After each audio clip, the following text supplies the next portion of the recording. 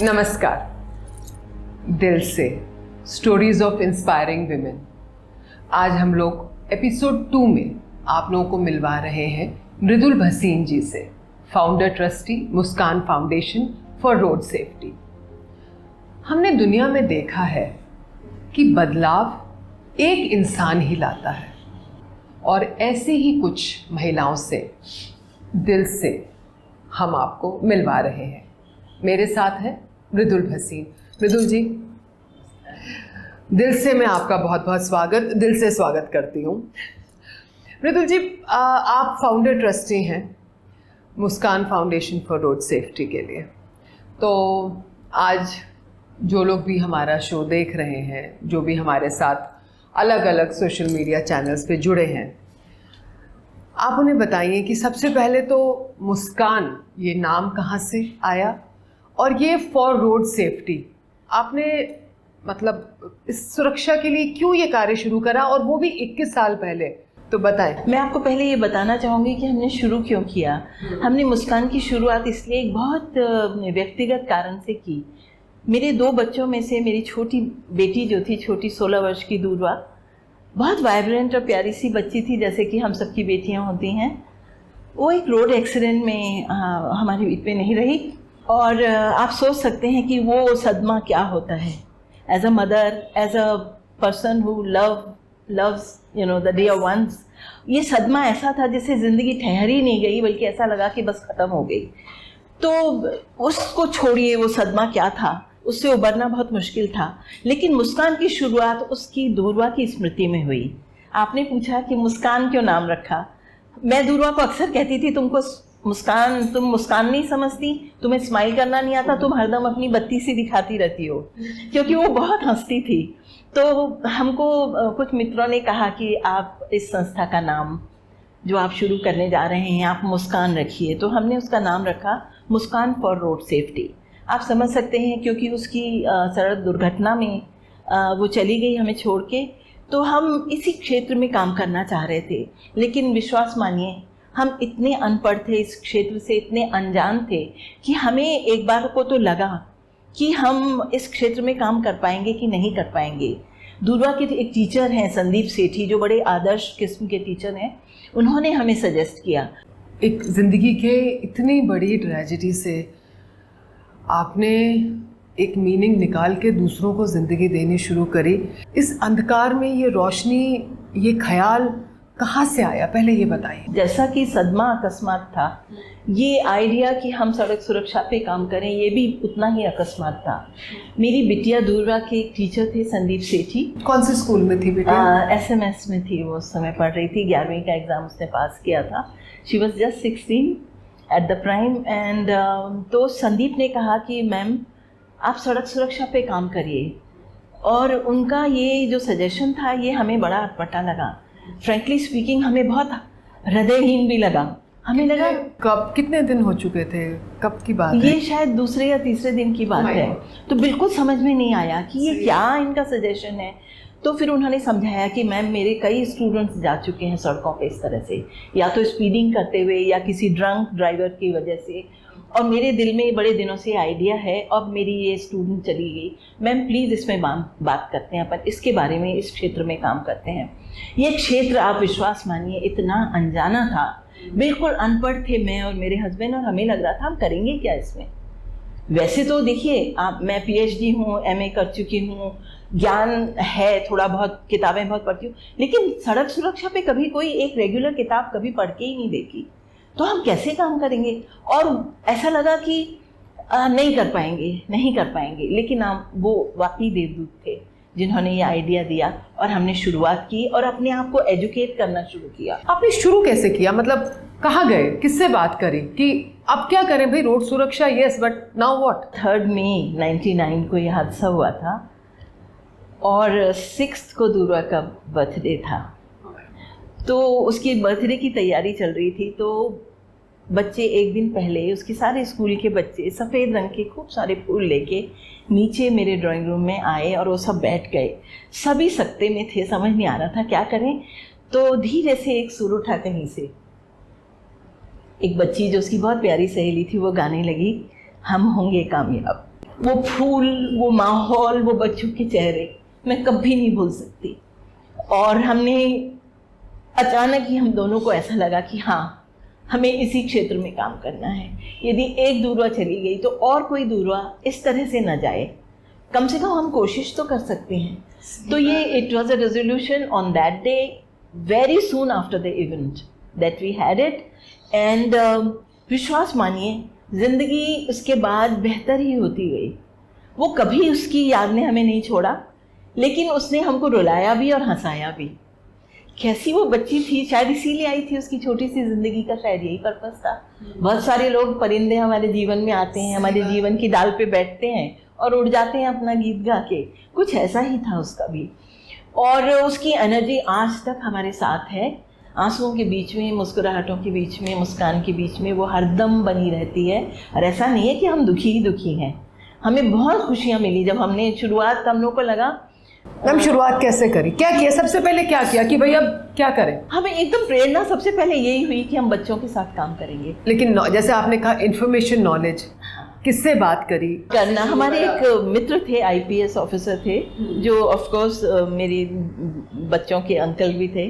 तो उन्होंने हमको कुछ किताबें ला के दी, जैसे MBA एक्ट ला के दिया।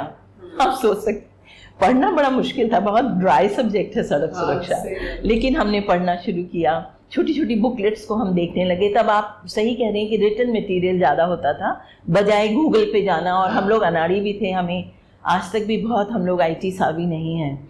आज आप खुद एक प्रेरणा स्रोत हैं, और मेरी बहुत सारी बहनें आज कुछ सिर्फ आपको देख के, सीख के कि हाँ यार हम भी तो कुछ करना चाहते हैं, थोड़ा सा आपकी ज़िंदगी से वो सीखेंगी। तो आप थोड़ा सा हमें स्टेप बाय स्टेप बताइए। स्वतः प्रेरणा जो होती है, नेचुरल इंस्पिरेशन, ये मिली कि बच्चों के साथ काम करेंगे।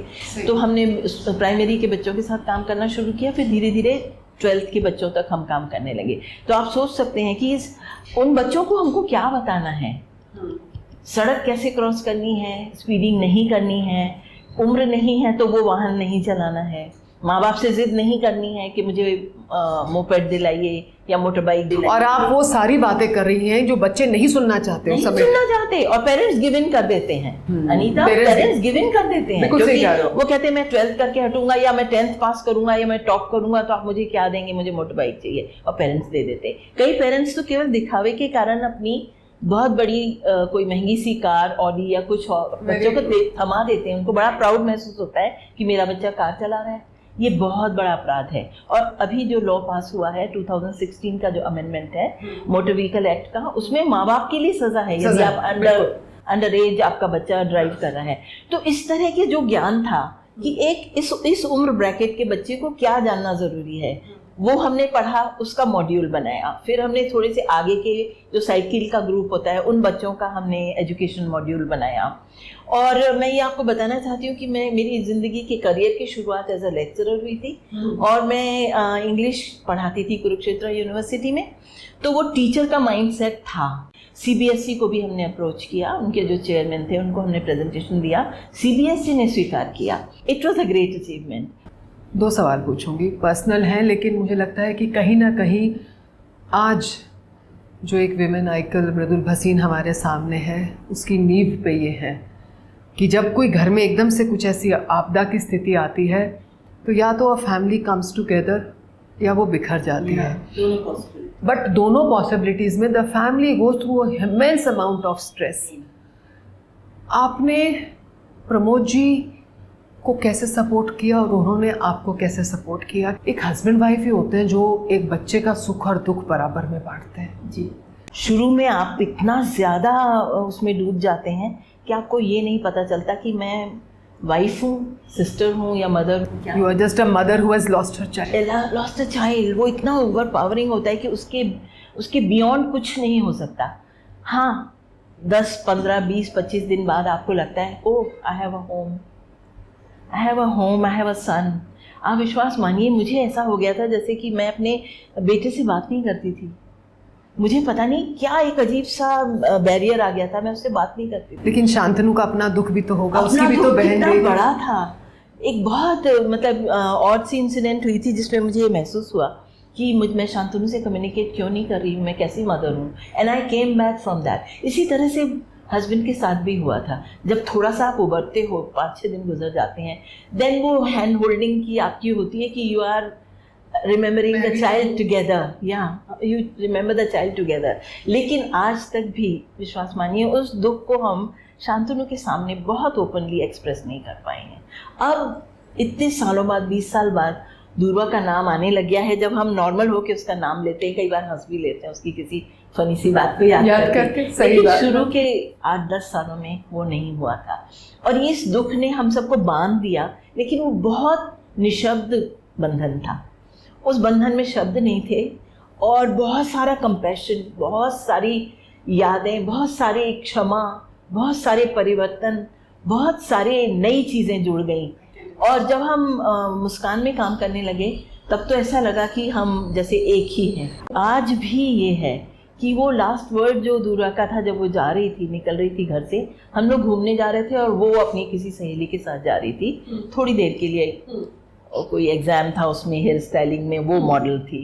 तो उसने कहा ओके माँ सी यू, और उसका वो बाय कह के जाना, वो मैं आज तक नहीं भूली हूँ। और जब भी, चाहे वो शांतनु हो चाहे हस्बैंड हो, जब वो जा रहे होते हैं तो मुझे ऐसा लगता है जल्दी आना और सेफ आना, ये दिल से निकलता है। ये कभी ख्याल नहीं आता कि बाय और मैं मुड़ के चुपचाप चली जाऊँ। वो भय इतना गहरा बैठा हुआ है मन में, कोई भी जा रहा हो। एक बार ना जिंदगी खत्म हो जाती है और आप उसके बाद दोबारा जीना सीखते हो। अब you are a new person, grief changes you forever and principles कहती थी रोड सेफ्टी, मैम किसी और विषय पे बात करिए, हम डेफिनेटली आपके साथ काम करेंगे, और ना सुनना पड़ता था। और आप हम लोग को आदत नहीं थी बहुत स्कूल के बाहर बैठ के 2-2 घंटे वेट करने की, वो वेट भी किया। ऑफिशियल से जब धीरे धीरे, जैसे ट्रैफिक पुलिस से हम मिलके उनसे कुछ ज्ञान भी लेना चाहते थे और उनके साथ कुछ काम करना चाहते थे, तो उनको लगता था ये डोमेन हमारा है, तुम क्यों बीच में घुस रही हो।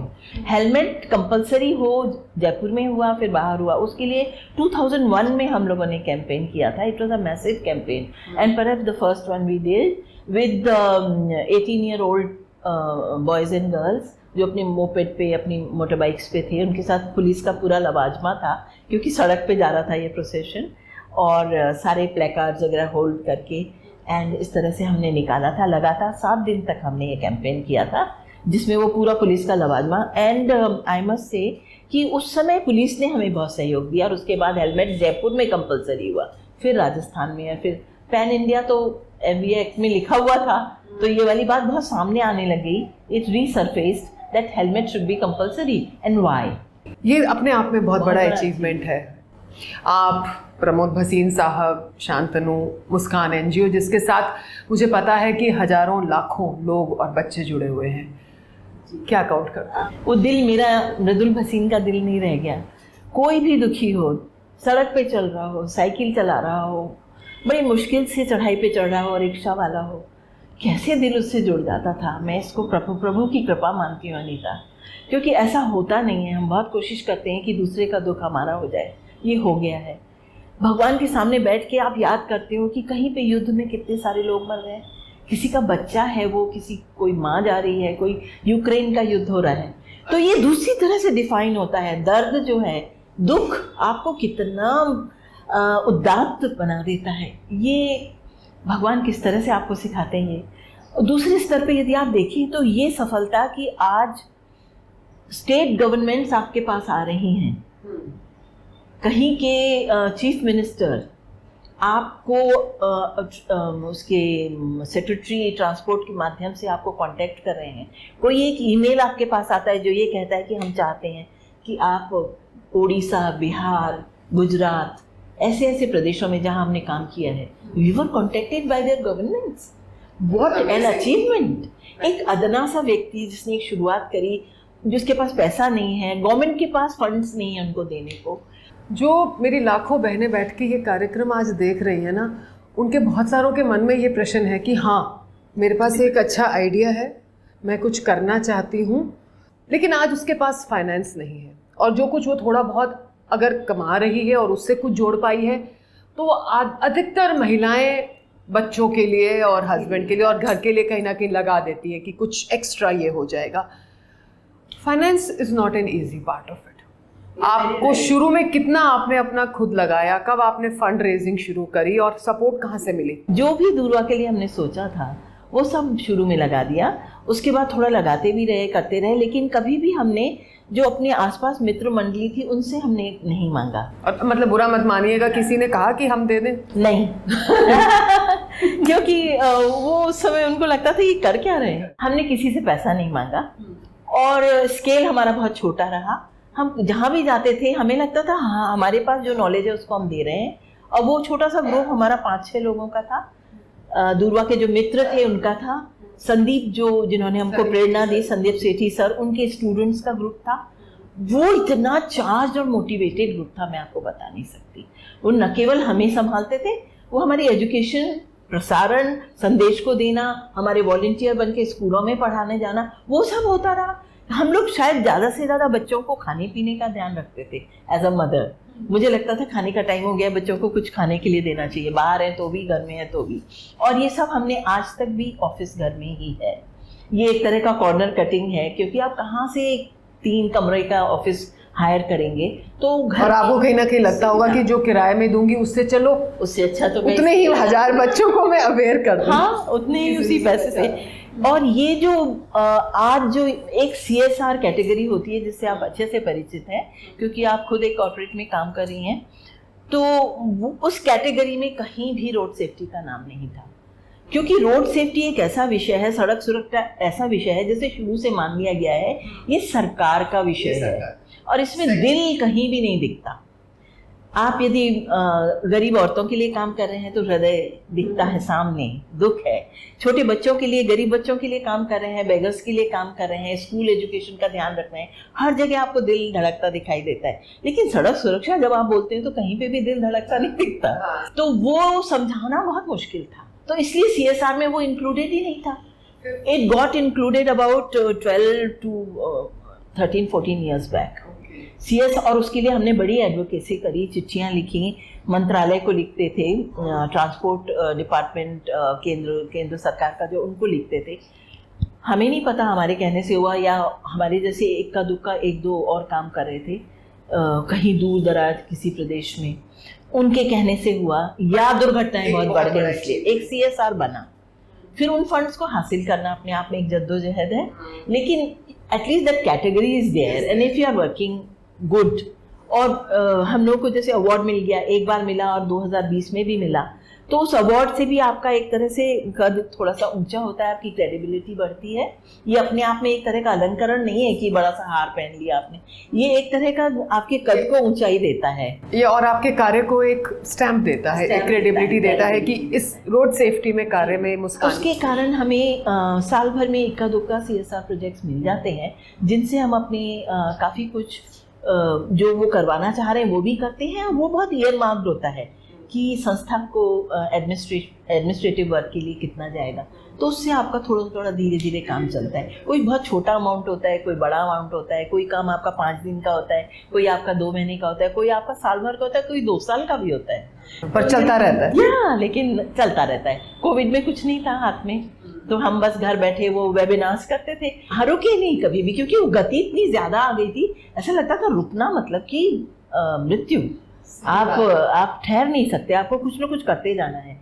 तो उस जो एक तरह की स्ट्रेंथ अपने अंदर थी, उसमें आप कुछ नहीं तो आर्टिकल्स लिख रहे हैं, और कुछ नहीं तो आप जैसे मुझसे बात करी, वो इंटरव्यूज़ बहुत होते थे, ऑनलाइन इंटरव्यूज़ होते थे, या तो आप इंटरेक्शन तो बंद हो गया था कोविड में, लेकिन वेबिनार्स बहुत करी, स्वयं को एजुकेट किया, सेफ और mobility in terms of Covid क्या होती है, फिर दूसरों को समझाया। तो वो और जब आप कोई अच्छा काम करते हैं, तो मैं तो बहुत इस आध्यात्मिक और साइंटिफिक मानती हूँ इसको, कि there are so many positive vibrations which go out into the universe. True. And whatever you are wishing fruitions. It just flowers. It just comes true because you are wishing it so strongly. And कुछ ऐसी कृपा रही कि बहुत सारे NGOs होते हैं जिनको अपने घर का खर्चा भी चलाना है और NGO भी चलाना है। मैं उनके सामने नतमस्तक हूँ। हम लोगों को ऐसा नहीं था। हम लोग जो भी हस्बैंड या बेटा कमाई उनकी चल रही है, बिजनेस चल रहा है, उससे आराम से जिंदगी चल रही है। NGO was just for the NGO. NGO's sake. तो ऑफिस का खर्चा निकल आए, हमारी सैलरीज निकल आए, तो हम बहुत कुछ बड़ा प्रोजेक्ट कर सकते हैं। और लोगों को हम पर विश्वास भी हो गया है, क्योंकि हर प्रोजेक्ट अपने आप में एक असेसमेंट का मौका होता है। वो भी हमारा असेसमेंट करते हैं, हम स्वयं अपना असेसमेंट करते हैं, and then we improve ourselves and go forward with a better knowledge. Next आपका गोल क्या है, क्या चाहते हो?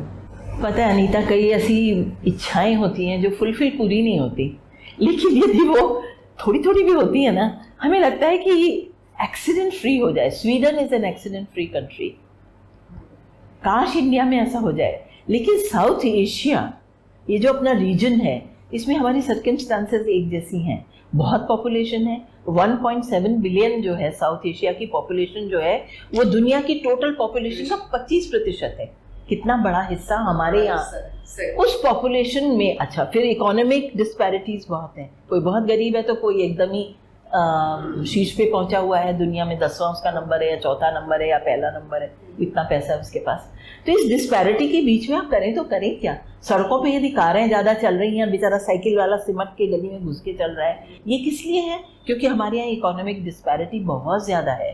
और सड़क हालांकि बनती हर व्यक्ति के लिए है, लेकिन डोमिनेटेड बाय 4 व्हीलर्स, ये बहुत बड़ी ट्रेजेडी है। And this is one advocacy we are working on, streets for life. It's streets for life, जो 1,50,000 व्यक्ति हर साल हमारे देश में मरता है सड़कों पे, जो कि बहुत बड़ा नंबर है। हम मतलब 10% जो फेटलिटीज़ होती हैं दुनिया में, उसका हिस्सा इंडिया 10% झेलता है, कंट्रीब्यूट करता है। ये कंट्रीब्यूशन कोई खुश होने वाली बात नहीं है, हमें शर्मिंदगी, लेकिन करें तो करें क्या? एक आपका मैसेज हमारी जितनी भी बहनें और जो भी आज परिवार, बच्चे हमारा कार्यक्रम देख रहे हैं, उनके लिए आप क्या कहना चाहेंगी कि वो किस तरीके से अपने घर में मुस्कान को ला सकते हैं? कितना अच्छा आपने सवाल पूछा है। मैं ये कहना चाहती हूँ अपनी जैसी सारी बहनों से, और जब मैं बहनों का नाम लेती हूँ तो एक स्त्री जो है वो अपने आप में एक पूरा संसार है, जिससे उसका घर का हर व्यक्ति जुड़ जाता है। तो यदि स्त्री को यदि मैं मैसेज देती हूँ तो मैं ये मानती हूँ ये मैसेज पूरे परिवार के लिए है कि संस्कार डालिए अपने बच्चे में, कि वह सड़क को खेल की जगह न समझे, उछल कूद मचाने की जगह नहीं है, सुरक्षित व्यवहार करिए। क्योंकि इसी में न केवल आपकी सुरक्षा, आपके परिवार का सुख है, बल्कि और लोग जो आपके साथी हैं जो सड़क पर चल रहे हैं, उनको भी आपके व्यवहार से नुकसान नहीं पहुंचना चाहिए। सड़क सुरक्षा एक बहुत बड़ा विषय है जिसमें हम सब आ जाते हैं। यदि आप अपने आप को सुरक्षित रखेंगे तो मैं भी सुरक्षित रहूँगी। सदा सुरक्षा का ध्यान रखिए, सड़क पर नियमों का पालन करिए, ये मेरा है। और औरतें संस्कार डालने में सबसे पहली टीचर माँ होती है, ये आप न भूलें। और यदि आप अपना रोल शुरू से बच्चे को समझाएंगे, अपने व्यवहार से, अपनी बातों से, अपनी कहानियों से, तो बच्चा बड़ा होकर वैसा ही बनेगा जैसा आप चाह रहे हैं, सदा सड़क पर सुरक्षित।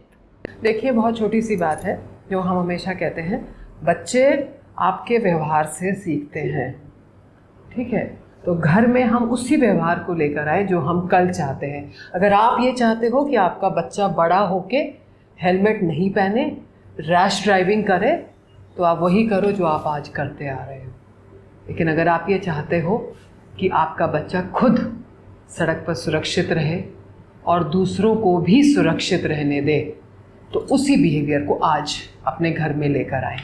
और यही तो मैसेज है मृदुल भसीन जी का, प्रमोद भसीन जी का, शांतनु का, मुस्कान फाउंडेशन फॉर रोड सेफ्टी का, कि अपने परिवार में मुस्कुराहटें कायम रखिए, रोड सेफ्टी के साथ नियमों का पालन कीजिए।